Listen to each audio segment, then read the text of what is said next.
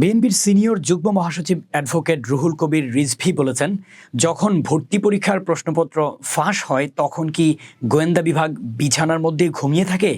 তাদের কি শুধুমাত্র বিএনপির নেতাকর্মীদের গ্রেফতার করার জন্যই কি তৈরি করেছেন?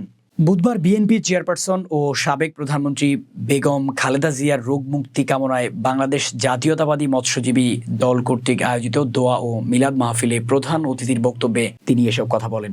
সরকার প্রধানের কঠোর সমালোচনা করে রিজভী বলেন, অত্যন্ত পরিকল্পিতভাবে ডামি সরকার গোটা জাতিকে একটা ইস্যুপ্রেমী বানানোর চেষ্টা করছে, যার কারণে এক এক সময়ে এক এক ঘটনা ঘটাচ্ছে সরকার।